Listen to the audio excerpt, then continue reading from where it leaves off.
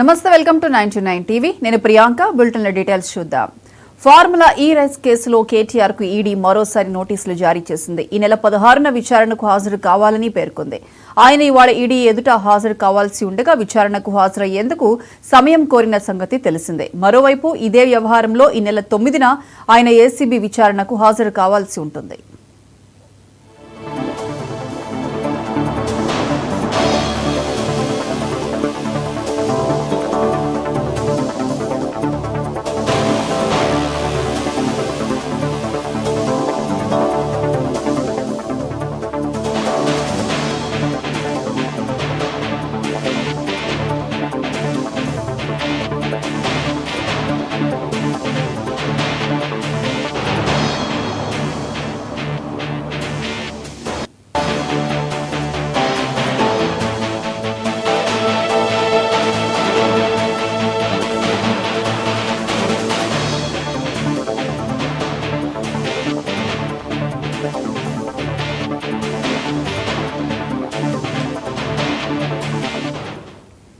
Formula ఈ race కేసులో కేటీఆర్ కు ఈడీ మరోసారి నోటీసులు జారీ చేసింది. ఈ నెల 16న విచారణకు హాజరు కావాలని పేర్కొంది. ఆయన ఇవాళ ఈడీ ఎదుట హాజరు కావాల్సి ఉండగా విచారణకు హాజరయ్యేందుకు సమయం కోరిన సంగతి తెలిసిందే. మరోవైపు ఇదే వ్యవహారంలో ఈ నెల 9న ఆయన ఏసీబీ విచారణకు కూడా హాజరు కావాల్సి ఉంది.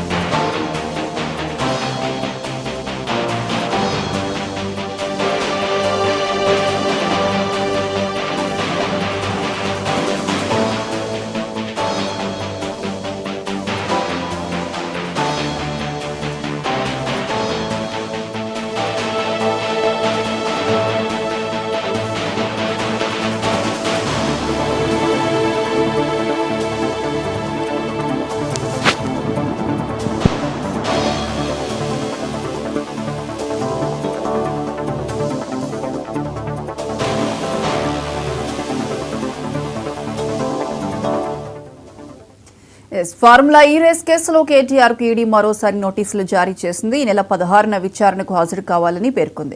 ఇక దీనికి సంబంధించి పూర్తి అప్డేట్స్ మా Telangana special correspondent Raj Kumar phone line అందిస్తారు. రాజ్ కుమార్. ప్రియాంక, ఏదైతే ఫార్ములా ఈ కేసులో సంబంధించినటువంటి కేసులో కేటీఆర్ కు చుక్కెదురైంది. దీనికి సంబంధించి ఈడీ ఏదైతే ఈ రోజు హాజరు కావాలని కూడా రమ్మన్న నేపథ్యంలో తనకు ఈ రోజు హాజరు కాలేనని కూడా ఈడీకి చెప్పడం జరిగింది. దీనికి సంబంధించినటువంటి దాంట్లో మళ్ళీ మరోసారి కూడా ఈడీ నోటీసులు జారీ చేయడం జరిగింది. ఈ నెల 16న కూడా మరోసారి హాజరు కావాలని కూడా తన లేఖలో కూడా ఏదైతే ఈడీ పేర్కొనడం జరిగింది. ఎందుకంటే ఇప్పుడు హైకోర్టులో తీర్పు వచ్చిన నేపథ్యంలో కేటీఆర్ కు వ్యతిరేకంగా వచ్చిన నేపథ్యంలో తప్పకుండా హాజరు కావాల్సిందే. ఇలాంటి కేసులలో నో టు అరెస్ట్ అనే దానిపై కూడా చెప్పడం జరిగింది. దీని కాబట్టి ఇప్పుడు ఎట్టి పరిస్థితుల్లో కేటీఆర్ తప్పకుండా 16న హాజరు కావాలి. ఇటు ఏసీబీ కూడా మరోసారి కూడా నోటీసులు జారీ చేయడం జరిగింది. నోటీసులలో తప్పకుండా హాజరు కావాలని కూడా చెప్పడం జరిగింది. కానీ ఇటు ఈడీ ఎందుకంటే ఫెమా ఉల్లంఘన కావచ్చు, దానికి సంబంధించినటువంటి ఈ మనీ లాండరింగ్ అంశాలపై కూడా ఈడీ ప్రశ్నించనుంది. అంటే ఎందుకంటే దాదాపు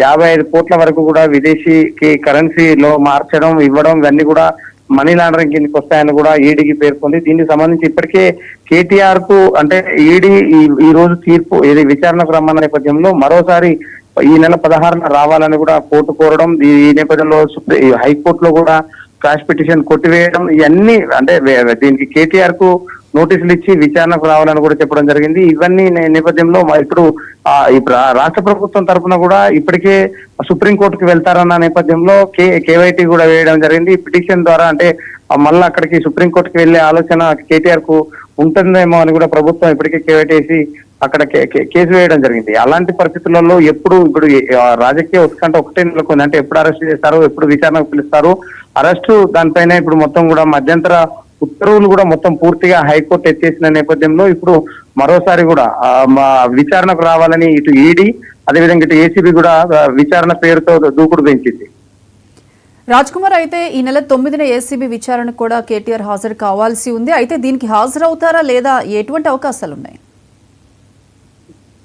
దీనికి సంబంధించి ఇప్పటికే హైకోర్టు పూర్తిగా దాని మధ్యంతర ఉత్తర్వులన్నీ కూడా కొట్టివేయడం జరిగింది. ఎట్టి పరిస్థితుల్లో హాజరు కావాల్సిందే, ఎందుకంటే హాజరు కాకుంటే కూడా అరెస్ట్ చేసే అవకాశం ఉంటుంది. ఎందుకంటే తనకు సహకరించడం లేదని ఏసీబీ అధికారులు పూర్తిగా కోర్టును కోరే అవకాశం ఉంది. ఇలాంటి పరిస్థితుల్లో ఎందుకంటే ఒకసారి మన ఎన్ని రోజులు కూడా హైకోర్టు ఇచ్చినటువంటి మధ్యంతర ఉత్తర్వులు చేపట్టి కూడా అటు ఏసీబీ ఈడీ కూడా ఈ గత నెల 30 వరకు కూడా అరెస్ట్ చేయొద్దు, మళ్ళా తదుపరి విచారణ ఇచ్చే వరకు కూడా అరెస్ట్ చేయకూడదని కూడా మధ్యంతర ఉత్తర్వులు కొన్ని హైకోర్టు దాఖలు చేసిన నేపథ్యంలో ఇప్పుడు గనక 9వ తారీఖు ముందే ఒకవేళ రేపు ఏసీబీ అధికారులు విచారించే అవకాశం ఉంది. రేపు ఏమైనా నోటీసులు ఇస్తారా, లేదు అంటే 9వ తారీఖు దానికి ఆగి ఆ రోజు రాకుంటే విచారణకు పిలిచి అరెస్ట్ చేస్తారా అన్న దానిపైన ఇప్పుడు అంత కొలింది. పూర్తి ఆధారాలతో ఇటు వాట్సాప్, ఈమెయిల్స్ ఆధారంగా కూడా పూర్తిగా అన్ని ఆధారాలు సేకరించడం జరిగింది. ఆధారాల అనుగుణంగానే కూడా కేసు విచారణ ముందుకు కొనసాగుతుంది. ఎందుకంటే ఇప్పటికే పూర్తి ఆధారాలు ప్రభుత్వం నుంచి ఏదైతే ఈ ఫార్ములా రేసు ఫిర్యాదుదారుడు అయినటువంటి దానకిషోర్ సంబంధించినటువంటి దాంట్లో దీనికి ఈ కేసుకు సంబంధించి పూర్తి వివరాలు ఇప్పటికే ఏసీబీ అధికారులు సేకరించడం జరిగింది.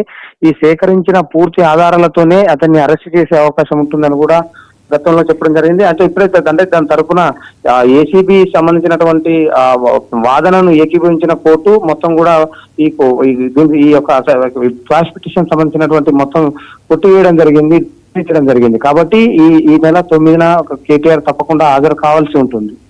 రాజ్ కుమార్, ఈ నెల 16న జరగబోయే ఈడీ విచారణకు కేటీఆర్ తో పాటు ఇటు అడ్వకేట్ ని, లీగల్ టీమ్ ని కూడా అనుమతించే అవకాశాలు ఎంతవరకు ఉన్నాయి?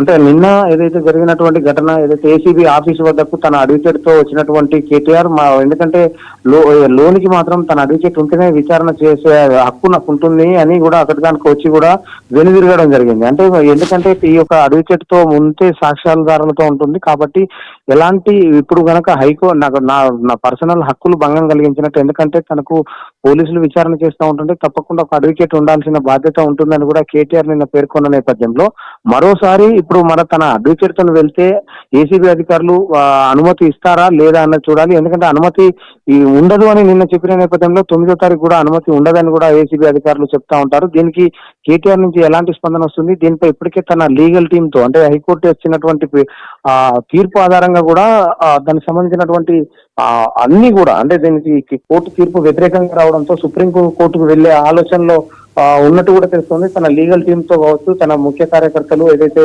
మాజీ మంత్రులు అనేటువంటి అందరూ కూడా తన నివాసంలో కూర్చొని మొత్తం ఒక సమావేశం కూడా ఏర్పాటు చేయడం జరిగింది. అంటే ఎలా ఉంటుంది, ఒకవేళ తనని అరెస్ట్ చేస్తే ఏ విధంగా ఉండాలి, పార్టీకి సంబంధించినటువంటి అంశాలు ఎలా ఉండాలి, రాజకీయ కుట్రతోనే ఇది జరుగుతా ఉందని కేటీఆర్ నిన్న చెప్పడం జరిగింది. రేవంత్ రెడ్డి కేవలం రాష్ట్ర సమస్యలు పట్టించుకోకుండా కేవలం తనపై అరెస్ట్ చేసే దానిపైన ఎక్కువ శ్రద్ధ చూపుతున్నారని కూడా కేటీఆర్ చెప్పడం జరిగింది.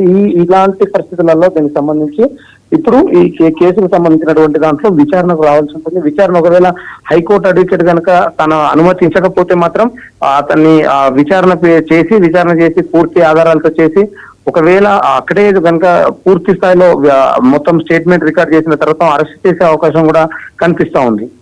Right Raj Kumar, thank you.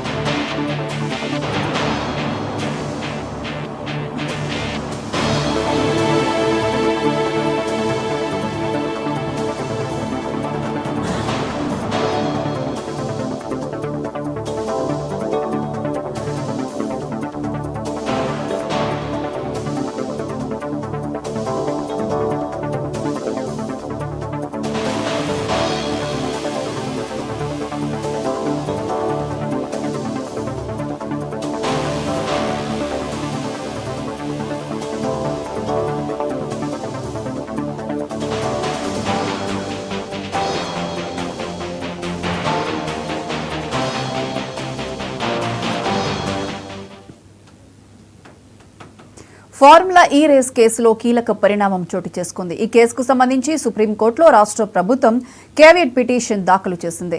KTR సుప్రీంకోర్టును ఆశ్రయిస్తే తమ వాదనలు కూడా వినాలని కోరింది.